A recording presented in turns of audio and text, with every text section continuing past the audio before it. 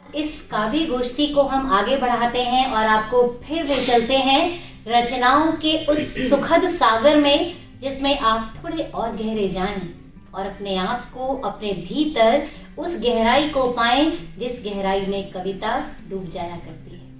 चलिए हम मिलते हैं मुक्ता मिश्रा जी से, जो कि अपनी रचनाओं के साथ आपके सामने यहाँ उपस्थित हैं। और इनके व्यक्तित्व और कृतित्व के बारे में यदि मैं आपको बताऊं तो बस इतना ही कहूंगी कि इबादत में मोहब्बत का कुछ ऐसे नाम लीजिए, इबादत में मोहब्बत का कुछ ऐसे नाम लीजिए, इजाजत ना हो लफ्जों की तो आंखों से काम लीजिए। और जमाने में कहाँ मिलते हैं भरोसा रखने वाले दिल, और अगर मिल जाएं तो बढ़कर के दामन थाम लीजिए।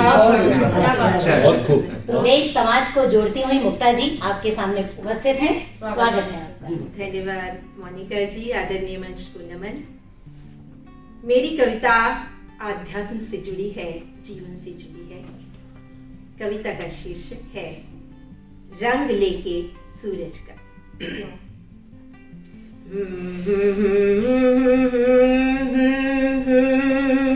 रंग लेके सूरज का मैं भी खिल आऊंगा, बन जाऊंगा मैं भी फूल अमलतास का। रंग लेके सूरज का, रंग लेके सूरज का मैं भी खिल आऊंगा, बन जाऊंगा मैं भी फूल अमलतास का। तुम आ जाना तज के, तुम आ जाना तज के रजतम के अंबर की। तुम आ जाना तज के रजतम के अंबर की। कण कण में भर देना गूंज तुम पलाश की। रंग लेके सूरज का कि आलिंगन झूठा है। तवज्जो चाहूंगी इन पंक्तियों पर कि आलिंगन झूठा है यौवन के अर्पण का। आलिंगन झूठा है, आलिंगन झूठा है यौवन के अर्पण का। गुण गुण को बरते हैं हर क्षण ये कहता हूँ। रंग लेके सूरज का कि क्रंदन के स्पंदन को, क्रंदन के स्पंदन को तोड़ूं क्या बंधन से। क्रंदन के स्पंदन को, क्रंदन के स्पंदन को तोड़ूं क्या बंधन से। इस समय की नदियाँ में जीवन सा बहता हूँ। रंग लेके सूरज का। इन पंक्तियों पे तवज्जो चाहूंगी, विशेष आशीर्वाद चाहूंगी कि अतिरेकों का घर्षण, जब जब जीवन में अतिरेकता होती है तब तब क्या होता है कि अतिरेकों का घर्षण तोड़े है आवर्तन। अतिरेकों का घर्षण, अतिरेकों का घर्षण तोड़े है आवर्तन। कर विनाश हर युग का फिर से जन्म लेता हूँ। रंग लेके सूरज का। बहुत अच्छा। कि अंतिम सांसें घट में, अंतिम सांसें घट में अटकी लौ जीवट में, अंतिम सांसें घट में अटकी लौ जीवट में, आपूरित कर दो ना प्राणहीन रास में, रंग लेके सूरज का। अंतिम इन पंक्तियों से समापन कर रही हूँ रचना का। कि सभ्यता की शाखों पर फिर से नया जन्म, फिर से नई जीवन की जागृति। कि सभ्यता की शाखों पर खिल आए फिर सपने, सभ्यता की शाखों पर, सभ्यता की शाखों पर खिल आए फिर सपने, भर लो ना अंकों में जन्म ले रहा हूँ मैं, लेके सूरज का, रंग लेके सूरज का। बहुत बहुत धन्यवाद मुक्ता जी। आप अपने हिस्से के सूरज को मानो जी रही थी और उनसे कह रही हो कि खैरात में सूरज से उजाले न मांगना। क्या बात है। खैरात में सूरज से उजाले न मांगना, अपने हौसलों के जुगनुओं पे एतबार तो रख। तो ये आपके अपने हिस्से का सूरज था जिसकी चमक से आप स्वयं आलोकित हो रही हैं। और आपकी रचनाओं की प्रतिक्रिया को सुनने के लिए मैं सबसे पहले चलूंगी हमारे वरिष्ठ साहित्यकार त्रिलोक कौशिक जी की ओर कि वो अपनी प्रतिक्रिया आपकी रचनाओं पर दें। एक तो मोनिका, हम सब वरिष्ठ हैं और सब कनिष्ठ हैं साहित्य के आगे। अभी जो अपने से बहुत कम उम्र की मुक्ता जी को मैंने सुना, मुझे लगा वो अनुभव की दृष्टि से और मेधा की दृष्टि से मुझसे कहीं समृद्ध निकली। और इससे मुझे खुशी हुई कि जो हमारे पीछे जो हमारे और वंशज आ रहे हैं, क्योंकि ये भी कविता का जो पूरा वंशवाद है, यानी हमारा जन्म कहाँ हुआ ये महत्वपूर्ण नहीं, कब हुआ ये भी महत्वपूर्ण नहीं। अभी हम जन्म ले रहे हैं और जिस व्यक्ति, जिस रचनाकार की आवाज़ में इतनी ऊर्जा है, उसको मैं नमन करता हूँ। बहुत सुंदर, बहुत नमन सुंदर। करता, क्योंकि समय कम, इसलिए मैं और आगे कभी फिर सही है ना, पर बहुत इसमें जो ध्वनियों का आवर्तन देखा और जो वर्ण मैत्री देखी और उससे जो बिंब बन रहे थे, लग रहा था सूरजमुखी सूरज को देख रही है और जिधर सूरज जा रहा है उधर ही उसका मुख जा रहा है। रचना अपने साथ एक चित्र प्रस्तुत कर रही है। बहुत बढ़िया लगा, बहुत सुंदर, बहुत सुंदर। और मैं पुनः चाहूंगी कि गंभीर जी संक्षिप्त रूप में अपनी प्रतिक्रिया दें। मैं त्रिलोक जी से पूरी तरह सहमत हूँ। आपका कविता पढ़ने का जो अंदाज है वो इतना प्रभावी है कि कविता के जो अर्थ हैं वो इनके उच्चारण से, इनकी कविता बोलने के माध्यम से और अधिक अधिक प्रकट होते हैं। वात्स्यायन अज्ञे कहा करते थे कि शब्द अधूरे हैं, उनका उच्चारण उनको पूरा करते हैं। वाह, क्या तो आपने वो बात सार्थक कर दी है कि इस कविता के माध्यम से जो भाव हैं वो और अधिक उभर के आए हैं। तो मेरा इनके प्रति ये संदेश है कि ये और बेहतरीन कविता को इस गायात्मक रूप में पढ़ा करें। और मुझे लगता है कि प्रसिद्धि इनके इर्द गिर्द घूम रही है, जो बहुत जल्दी ही इनके दरवाजे को आके बहुत सुंदर, बहुत सुंदर। आपका बहुत बहुत धन्यवाद सर।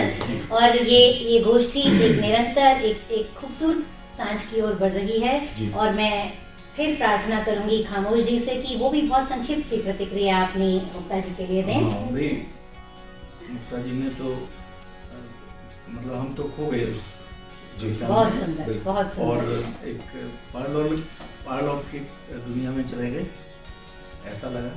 इनका शब्दों का चयन, चिंतन की गहराई। बहुत सुंदर, बहुत सुंदर। बहुत सुंदर, बहुत सुंदर मुक्ता जी, आपको बहुत बहुत बधाई और इतनी सुंदर रचना के लिए आपको बहुत बहुत धन्यवाद। और अब आगे चलते हैं और ऐसा एक ऐसा चित्रण मैं आपके सामने प्रस्तुत करने जा रही हूँ जिसमें ये बताया जाएगा कि जीवन के जलथल सरवर की मैं नैया खुद ही खेती हूँ। क्या बात है। जिन माँओं की संतान नहीं, मैं उन माँओं की बेटी हूँ। वाह क्या बात। वाह क्या बात। एक ऐसी रचना लेकर के हमारे गुरु श्रेष्ठ श्री मनोज तिवारी जी आपके बीच आ रहे हैं कि हमारे जीवन में बेटियों का क्या स्थान है, जी। किस तरह बेटियां एक परंपरा गढ़ देती हैं। आपका बहुत बहुत स्वागत है तिवारी जी। बहुत स्वागत। बहुत बहुत धन्यवाद। ये रेडियो बूज के सभी श्रोताओं को नववर्ष की हार्दिक शुभकामनाएं, और जो YouTube पर भी देख रहे हैं इस कवि गोष्ठी को, उन्हें भी नववर्ष की हार्दिक शुभकामनाएं। मुनका जी ने कहा है तो कुछ, मैं पहले तो शब्द पर कविता सुनाने जा रहा था, लेकिन उन्होंने बेटियां कविता को आमंत्रित की है, तो मैं पहले बेटियां कविता सुनाता हूं, फिर मैं अपने शब्द पर जाऊंगा। जी। तो शीर्षक है बेटियां। जी। स्वागत। बेटियां लाडली होती हैं पिता की, बेटियां लाडली होती हैं पिता की, सखी होती हैं माँ की, पिता के दहाड़ने पर ढाल बनती हैं भाइयों की। बेटियां लाडली होती हैं पिता की। घर में इस कोने से उस कोने तक, घर में इस कोने से उस कोने तक अनुशासन की डोर होती हैं बेटियां। बहुत सुंदर। बेटियां जब विदा होती हैं, बेटियां जब विदा होती हैं, टूट जाता है पिता, बिछड़ जाती है माँ अपनी सखी से, अपनी बहनों से विलग हो उन्मत्त हो जाता है भाई, अपनी बहनों से विलग हो उन्मत्त हो जाता है भाई। बेटियां घर की होती हैं रौनक, बेटियों के न होने से उदास हो जाता है घर, बेटियों के न होने से उदास हो जाता है घर। और एक दूसरी कविता जिसकी बात मैं कर रहा था, हर श्रृंगार से शब्द खोल देते हैं बंद दरवाजे हमारे लिए, शब्द खोल देते हैं बंद दरवाजे हमारे लिए। शब्दों की दुनिया से गुजरना दिलचस्प घटना है। बहुत बढ़िया। शब्द खोल देते हैं बंद दरवाजे हमारे लिए, शब्दों की दुनिया से गुजरना दिलचस्प घटना है। शब्द अर्थ में ही सार्थक है, बिना निरर्थक है। शब्द अर्थ में ही सार्थक है, कवि की लेखनी से झरते शब्द अनगिनत सूर्य तारों की को रोशनी देते हैं। बहुत सुंदर। कवि की लेखनी से झरते शब्द अनगिनत सूर्य तारों को रोशनी देते हैं। हर श्रृंगार है ये दोने में भर लो, हर श्रृंगार है ये दोने में भर लो, जीवन यात्रा में खुशबू बिखेरेंगे। यात्रा प्रारंभ होने से पहले, यात्रा प्रारंभ होने से पहले बता दूं तुम्हें, यात्रा प्रारंभ होने से पहले बता दूं तुम्हें कि शब्द मूक नहीं होते कभी, शब्द मूक नहीं होते कभी, संगति का असर होता है इसे भी। मौन हो जाते हैं कभी कभी, हस्तिनापुर की सभा में बैठे महारथियों की तरह। मौन हो जाते हैं। बहुत अच्छा। यात्रा प्रारंभ होने से पहले बता दूं तुम्हें कि शब्द मूक नहीं होते कभी, संगति का असर होता है इसे भी। मौन हो जाते हैं कभी कभी, हस्तिनापुर की सभा में बैठे महारथियों की तरह।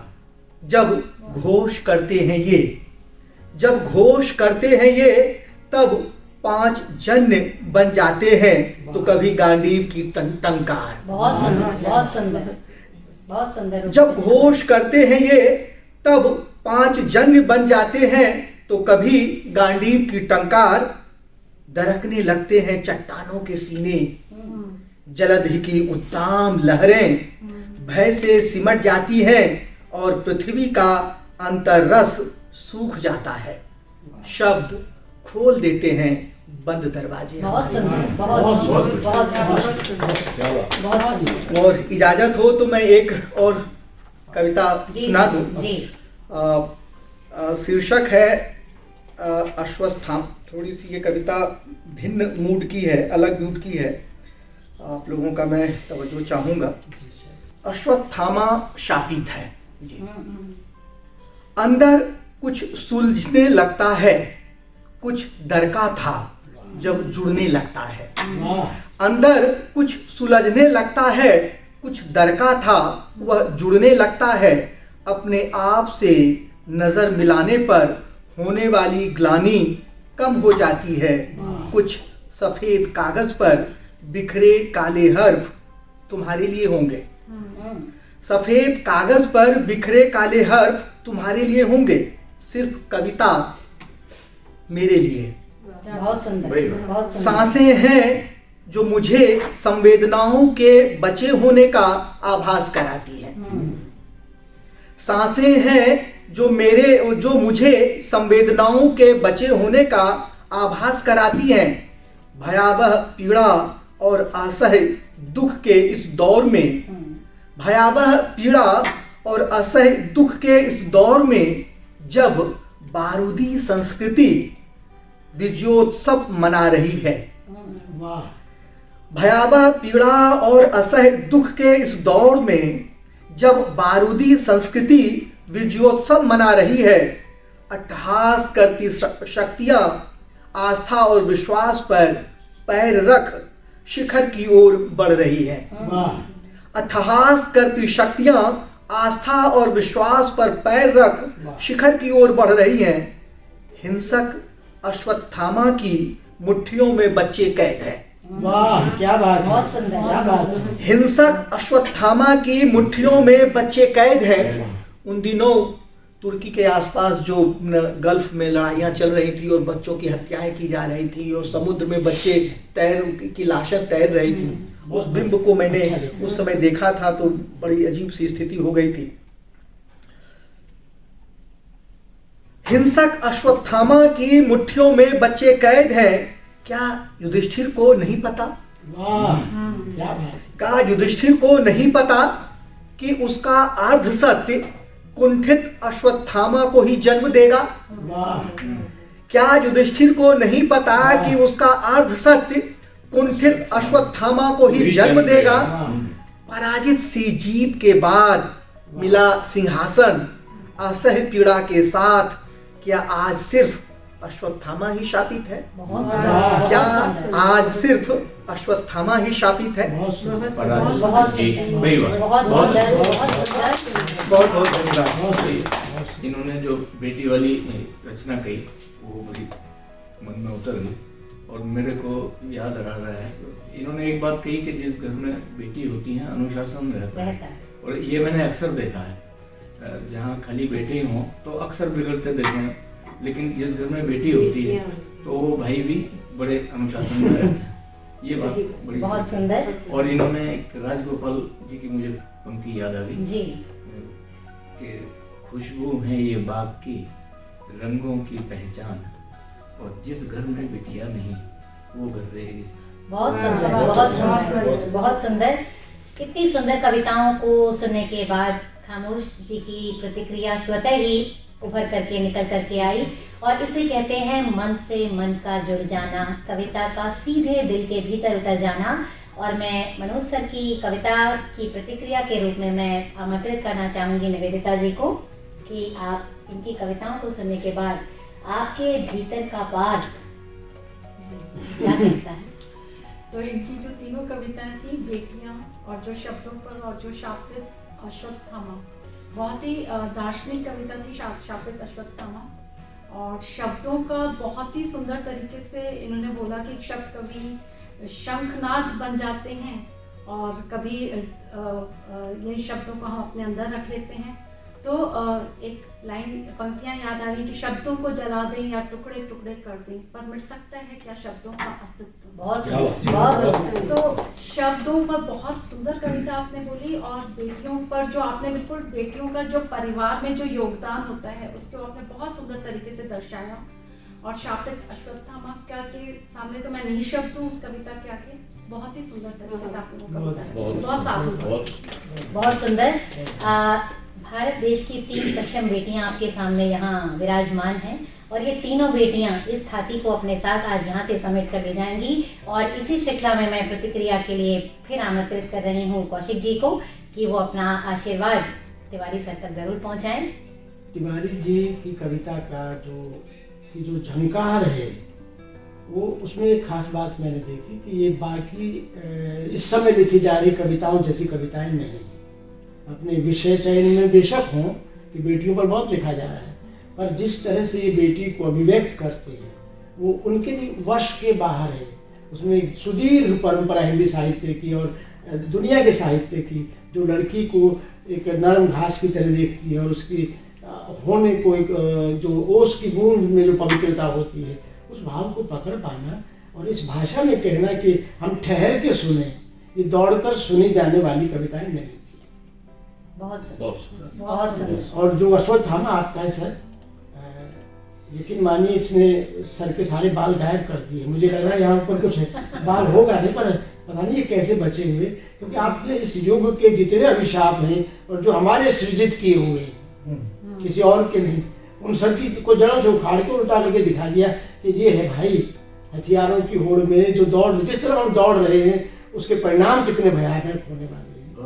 ये अनिवार्य कविताएं मैं इनको कहता हूँ। बहुत सुंदर, अनिवार्य बहुत सुंदर, बहुत सुंदर प्रतिक्रिया कौशिक जी ने दी। और मनोज तिवारी सर की कविता पर मैं भी कुछ जरूर कहना चाहूंगी कि आपकी कविता पांचजन्य के नाद को भीतर उतारने का काम करती है और अश्वत्थामा के गांडीव को सक्षमता से संभालने की ताकत प्रदान करती है आपकी कविता। और आपकी इस कविता को हर उस छात्र तक जाना चाहिए जिसके भीतर अश्वत्थामा के गुण समाहित होने अनिवार्य हैं। आपकी इस कविता के लिए मैं आपको साधुवाद देती हूँ और मैं पुनः गंभीर जी को आमंत्रित करती हूँ तिवारी जी की प्रतिक्रिया के लिए कि वो भी 2 शब्द कहें उनकी प्रतिक्रिया स्वरूप। मोनिका जी, सिर्फ मनोज तिवारी की कविता को लेकर ही मैं बात नहीं करूँगा। मैं आज इस पूरे कार्यक्रम से इतना हृदय से प्रसन्नचित हुआ हूँ। मुझे याद है पीछे जिस रेडियोज को मैं एस्टैब्लिश करता रहा, वहाँ कभी कभी उनके मालिकों से मेरी ये बातचीत होती थी कि रेडियो का मतलब एंटरटेनमेंट है, तो आप वहाँ सिर्फ गाने चलाइए। और मैं उनसे इस बात के लिए जूझा करता था कि एंटरटेनमेंट का मतलब सिर्फ गीत बजाना नहीं, संगीत बजाना नहीं, वहाँ पर इस तरह की उच्च कोटि की कविताओं को कहना और उनकी बात करना है। आज मुझे त्रिलोक जी इस बात की हृदय से प्रसन्नता है कि आज के इस कार्यक्रम में जिस स्तर की कविताओं के ऊपर हम बात करना चाहते थे वो आज कविताएं यहाँ कही गई हैं और उनका विवेचना भी उसी ढंग से की गई है। आप सब लोगों के बिहाफ पर मैं 4 पंक्तियां कहना चाहता हूँ कि ना सही बेशुमार दौलत,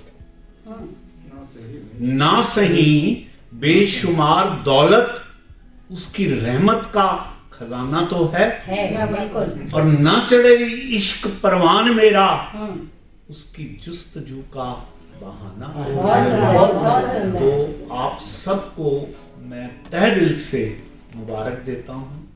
सच बात है, इस तरह की गोष्ठियों पे मेरा ये रेडियो वारी जाता है और इस तरह के कार्यक्रम चलते रहें तो मैं ये मानता हूँ कि मुझसे ज़्यादा एनरिच्ड कोई नहीं होगा। इसलिए मैं कहता हूँ कि ना सही बेशुमार दौलत, उसकी रहमत का खजाना। बहुत सुंदर, बहुत सुंदर। आपका आशीर्वाद हमें इस रूप में प्राप्त हुआ, आपका मैं पुनः धन्यवाद करती हूँ।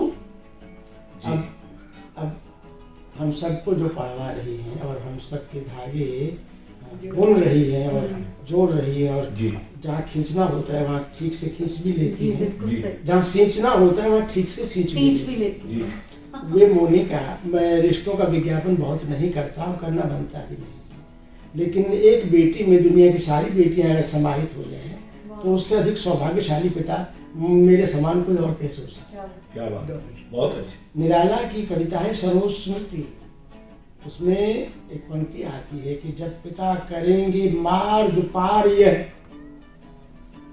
दुष्कर अति, तो कुछ इसी तरह की है, तब मैं ये अक्षम अति तब मैं सक्षम तारूंगी कर गए दुस्तर तम। तो अंधेरे में से हाथ पकड़ करके बाहर निकालने की जिसमें सामर्थ्य है, मैं उस मोनिका से, मैं उन नहीं कह सकता कि बहुत आत्मीय होता है, वो तो तड़ाक पर ही रहता है, तो ये बहुत साहित्य की आत्मीय है, इसलिए मेरी भी आत्मीय है। जब साहित्य की नहीं रहेंगी मेरी भी नहीं रहेंगी, ये मैं संकेत दे रहा हूँ मोनिका, क्योंकि हम लोग साहित्य से जुड़े हुए लोग हैं और साहित्य को जिस तरह अपने अंदर समाहित कर रही हैं, साहित्य की सेवा कर रही हैं, तो ये सेवा भाव और ये सामर्थ्य आपकी विकसित हो और उसका एक प्रतिफलन हमें मिले कविता के साथ। मोनिका जी, स्वागत जी। है। जी बहुत बहुत धन्यवाद त्रिलोक जी आपका।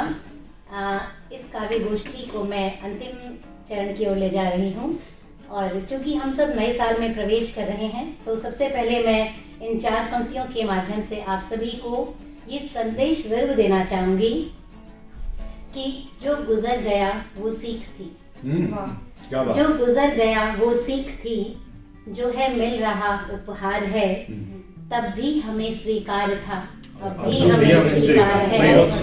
इकरार था कल भी हमें, इकरार था कल भी हमें, अब भी कहाँ इनकार है, तब भी मोहब्बत थी हमें, अब भी हमें बस प्यार है। क्या बात, बहुत अच्छा। तो हम सब एक दूसरे से प्रेम करें, एक दूसरे की भावनाओं को समझें, और भगवान श्री हरि को एक बार पुनः प्रणाम करते हुए मैं अपनी कविता की ओर चलती हूँ। और एक गीत मैं आपके बीच रखना चाहूँगी, और गीत का जो गीत की जो पृष्ठभूमि है वो भी कहीं ना कहीं भगवान गोविंद और राधा के साथ जुड़ी है। तो देखिएगा। आ प्रिय बाँच लें नेह का व्याकरण, क्या बात, बहुत खूब। आ प्रिय बाँच लें नेह का व्याकरण। प्रेम एक ऐसी भाषा है जो किसी नियम में नहीं बनी है, इसको पढ़ने के लिए, समझने के लिए दृष्टि और दृष्टा, बस इन 2 चीजों की आवश्यकता है। देखिएगा। आ प्रिय बाँच लें नेह का व्याकरण, तुम मेरा नाम लो मैं तेरा नाम लूं, सब तिरोहित करें देह के आवरण, सब तिरोहित करें देह के आवरण। तुम मुझे जान लो मैं तुम्हें जान लूं, तुम मेरा नाम लो मैं तेरा नाम लूं। बौर अमराई पर यूं ही आए नहीं।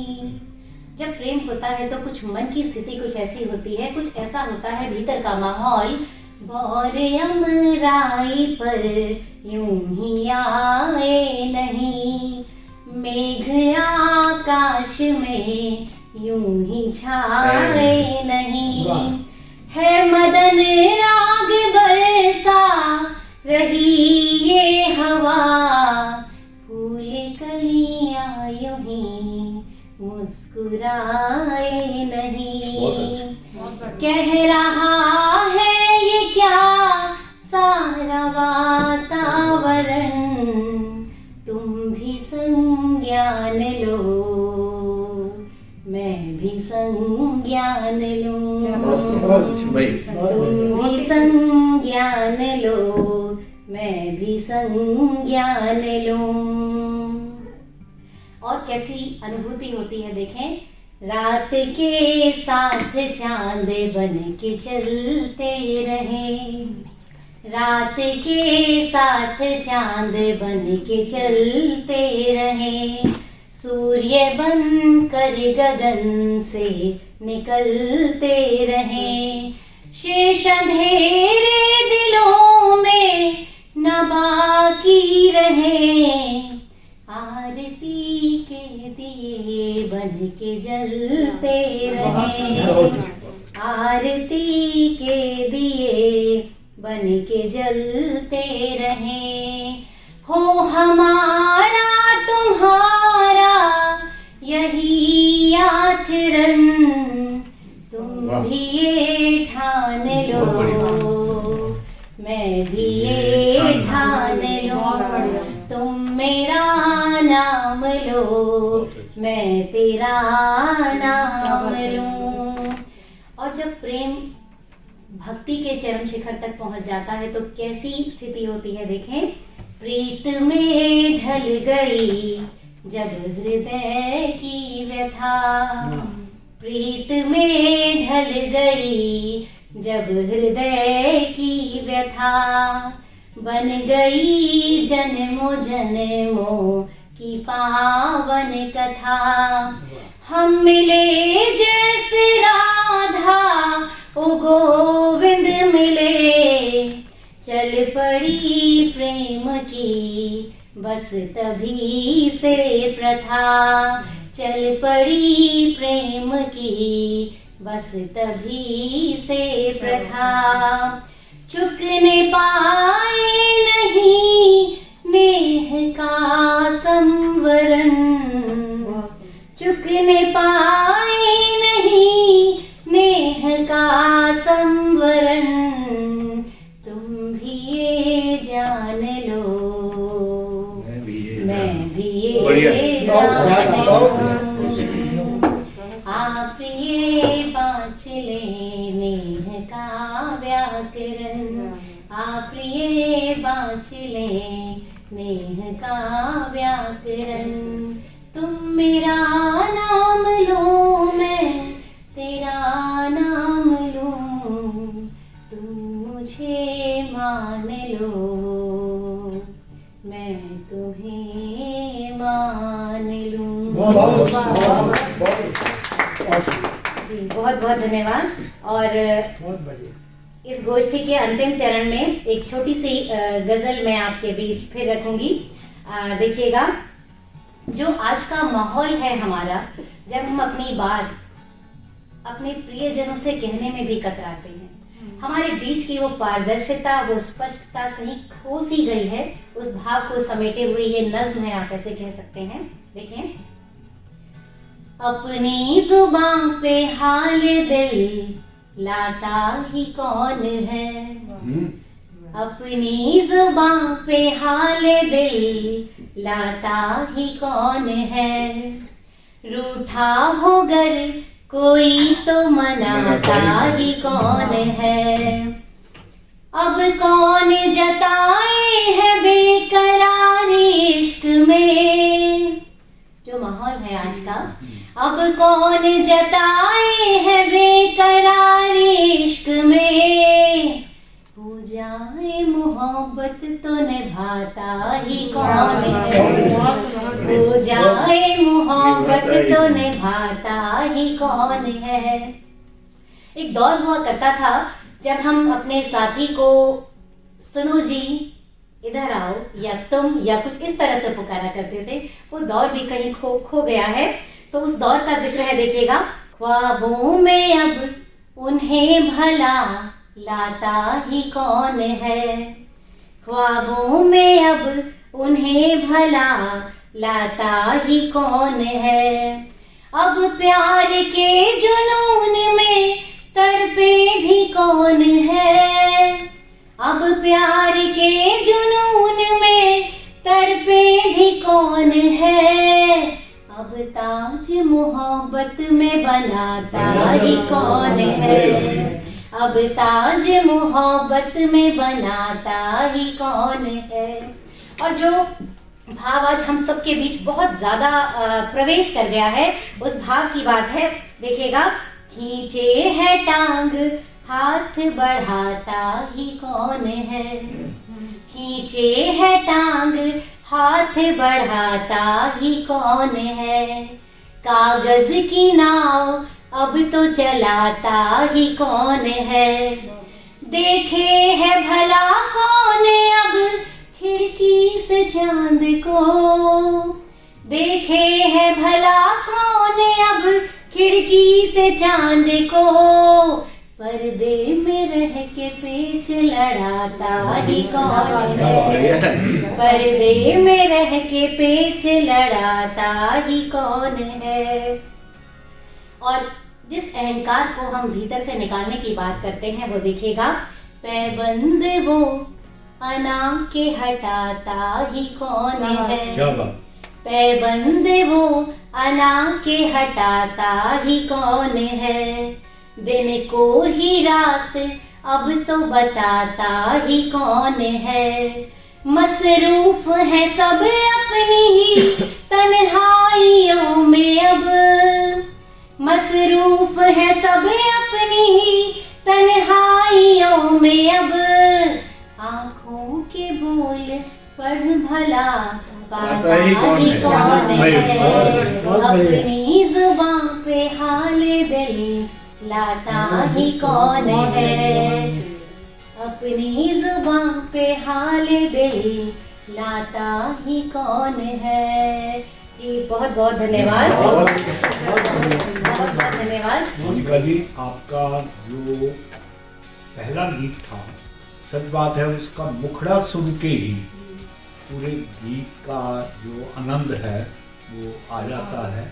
अगर सिर्फ आप मुखड़ा ही सुना दें तो मैं समझता हूँ कि आपका पूरा गीत पूरा।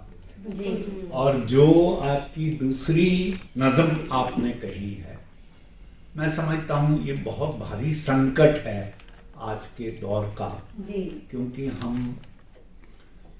निश्चित नहीं हो पाते कि हमारी कही हुई बात की दूसरा आदमी क्या प्रतिक्रिया करेगा। जी। मेरे भीतर के शायर ने इसका एक हल ढूंढा है। वो हल मैं 4 पंक्तियों में कहता हूँ कि जी चाहता है मेरे बिन कहे तू समझ जाए मेरे उन ख्यालात को जो उभरते हैं मेरे जहन में तेरे मानिंद, और मैं बच जाऊं उन ख्यालात को कहने से जिनको कहने से रूह को भी डर लगता। क्या बात है, क्या बात है, बहुत बढ़िया। एक और सेंटेंसा है कि जानता हूं बहुत ज़र्फ की मलिका हो तुम, जानता हूं कि बहुत ज़र्फ की मलिका हो तुम, अपने चेहरे से अपने भावों को ना पढ़ने दो, क्या बात है। लेकिन कब तक अपनी आंखों को मुझसे छुपाओगी, कब तक ना तुम मेरे सामने आओगी, इसलिए कहता हूँ कि जी चाहता है मेरे बिन कहे तू समझ जाए मेरे उन ख्यालात को जो उभरते हैं तेरे मानिंद मेरे। क्या बात, बहुत बहुत बहुत। तो मैं ये बोलना चाहती हूँ कि जो मोनिका ने जो पहला गीत पढ़ा, कोई जिसका हृदय बहुत ज्यादा प्रेम से भरा हुआ हो ना, बहुत निश्चल तरीके का कोई इंसान हो, वो ही ऐसा गीत उतार सकता है कागज पर। बिल्कुल ठीक। तो ये बिल्कुल आपके व्यक्तित्व को दर्शाता है पहला गीत।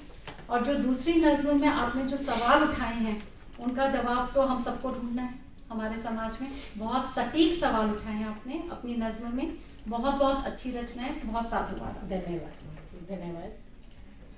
आपकी रचनाएं अपने में एक सार्थक हैं। मैं उनको किस तरह वर्णन करूं, 2 पंक्तियों में करना चाहती हूं कि मैं अपने आप को जब आईने में देखता हूं तो मुझे लगता है कि मैं तुमको देख रहा हूं, यानी तेरे और मेरे बीच का जो अंतर है, जब वो एक रूप में स्थित हो जाता है, तू और मैं जब एक हो जाता है तो परम आनंद, वो प्रेम स्वयं में प्रकट हो जाता है। सारे संसार में वही एक प्रेम शक्ति है जो बीज अंकुर है सृष्टि का, यानी यम एक बीज अक्षर है, वो प्रेम का बीज अक्षर है और ये सारी सृष्टि में समाहित है। तुझ में भी वही है और मुझ में भी वही बहुत है। बहुत क्या बात, बहुत बहुत सुंदर। बहुत बढ़िया बात।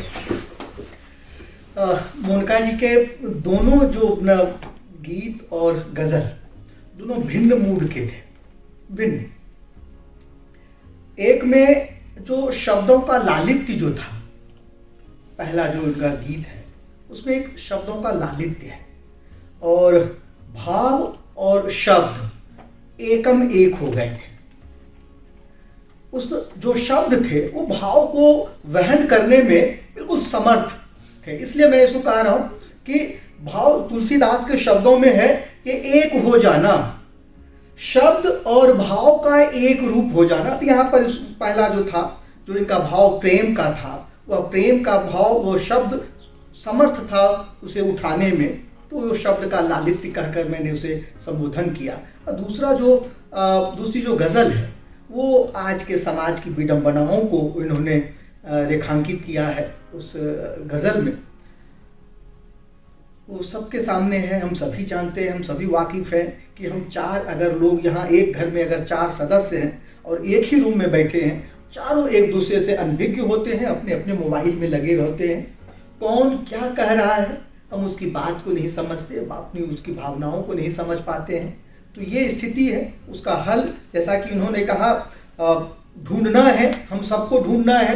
कवित्री ने उन समस्याओं की ओर, जो समस्याएं बिखरी पड़ी हैं हमारे सामने, हमारे बीच जो समस्याएं पड़ी हैं, उन समस्याओं की ओर उन्होंने ध्यान इंगित किया है, ध्यान खींचा है। तो हम सभी सुविज्ञ लोगों का ये धर्म है, कर्तव्य है कि उस समस्याओं का निवारण की ओर हम बढ़ें और अपनी कविताओं के, अपने श्रोताओं को, अपने पाठकों को उसका निवारण दे सके तो दें, नहीं तो समाधान करने की ओर कदम बढ़ाएं। धन्यवाद। बहुत सुंदर सर। मैं गंभीर साहब की बात से सहमत हूँ कि इनकी पहला जो गीत था उसके मुखड़े में ही पूरा गीत समेटे हुआ है। बहुत अच्छा गीत। और तिवारी साहब जैसा बोल रहे थे, भाई मोनिका जी जो है ना, जैसे क्रिकेट में 2 फॉर्मेट होते हैं, एक टेस्ट क्रिकेट, एक 2020। तो मोनिका जी हर एक फन में माहिर है, बहुत वर्सेटाइल है। उन्होंने हर तरह की विधा पे, हर तरह के सब्जेक्ट पे वो लिखती, बहुत अच्छा। और मैंने भी कभी कहा था कि खूब बचपन में सुनी हमने बुजुर्गों से कथाएं, और वो कथाएं प्रेरणा की, अब कोई कहता कहाँ है। और लब रहे खामोश लेकिन नयन ही बातें बनाएं, और मौन के वो बोल प्यारे, अब कोई कहता। बहुत खूब। मोनिका, असल में तुम ऐसी जगह बैठी हो इस समय कि जहाँ इतनी प्रेम की कविताएं बोली जा रही हैं और सुनी भी जा रही हैं, और हकीकत ये है कि जहाँ हम सचमुच में पहुँच गए हैं, पूरा देश काल, भारत या भारत से बाहर भी, सबसे दुष्प्राप्य कोई चीज़ अगर होती जा रही है और अनिवार्य तो होकर रहेगी, वो प्रेम होगा। प्रेम, सहमत सर। और दूसरे, उसका कोई समाधान अभी हमारे पास नहीं है। ये तो इस पूरे जिस सांचे में हम ढलते जा रहे हैं, सांचा और विकृत होगा और टूटेगा, लेकिन इस गलत सांचे के समानांतर कविता को बहना है। लड़ाई बहुत लंबी है सर। प्रेम ही प्रेम का समाधान है। प्रेम बड़ी कठिन शब्दों में तो मुक्ता जी प्रेम बहुत आसान है सर। यही मतलब एकमात्र समाधान भी यही है चलो सर। मुक्ता जी कह रही हैं और मैं घर जाके पत्नी से भी यही कहूंगा कि प्रेम का समाधान बताया बिल्कुल है। सर। इनकी सेकंड वाली रचना यही मांग रही थी कि बताता ही कौन है और जानता ही कौन है, तो वो प्रेम ही था जो विक्षिप्त अवस्था में कहीं खो गया था। चलो आपको भरोसा ऐसा ही है, महसूस होता आपको है। अच्छा लग रहा है कि प्रेम भी था, बिल्कुल और वो बेचारा सर। था। समस्या सारी ये हो गई, वो होना चाहिए, वो है में आना है। वही प्रेम था जो है। नहीं, वो देखो, लड़कियां जब बोलती हैं प्रेम बोलती हैं, वो विनाश नहीं बोलती, क्योंकि उन्हें अपनी सृजन धर्मिता पर बहुत भरोसा होता है। ये फर्क है पुरुष में और प्रकृति में। तो ये है तो हरियाली है, ये एक सच्चाई है, केवल मैं कविता में नहीं बोल रहा। बहुत सुंदर। और मोनिका में वो हरियाली के बीज इतने ज़्यादा हैं, वो परवरिश का भाव इतना ज़्यादा है कि मैं उसकी बहुत व्याख्या यहाँ करूँ वो सही पटल नहीं होगा, लेकिन मैं जानता हूँ तजुर्बे से कि वो कितनी अच्छी बेटी है। अभी उतनी अच्छी कवित्री होने में समय लगेगा। मैं फिर कह रहा हूँ, जितनी अच्छी स्त्री है, जितनी अच्छी मनुष्य है, अभी कविता को तो बहुत लड़ाई लड़नी है और बहुत बहुत सारे तोड़ने हैं और वो टूटेंगे तो और बेहतर हो करने के लिए। लेकिन जितनी अच्छी मनुष्य है, मैं कहता हूँ कविता को बहुत अच्छा मत बनने देना, अपने मनुष्य को बचाए रखना। बहुत सुंदर, क्या बात है, ये बहुत जरूरी है। बहुत अच्छा। बहुत बहुत धन्यवाद। तो दोस्तों मित्रों, आज आपने इस सुंदर सी शाम का आनंद उठाया रेडियो बूस्ट परिवार के साथ, और आप सब ने बड़े प्रेम से, बड़े सद्भाव से और बड़े धैर्य से हम सबको सुना, और ऐसी आशा और विश्वास के साथ हम यहाँ से लौटेंगे कि आपका प्यार पुनः हमें आपकी ओर खींचेगा। और इसी के साथ आप सभी को बहुत बहुत धन्यवाद। बहुत नमस्कार। धन्यवाद।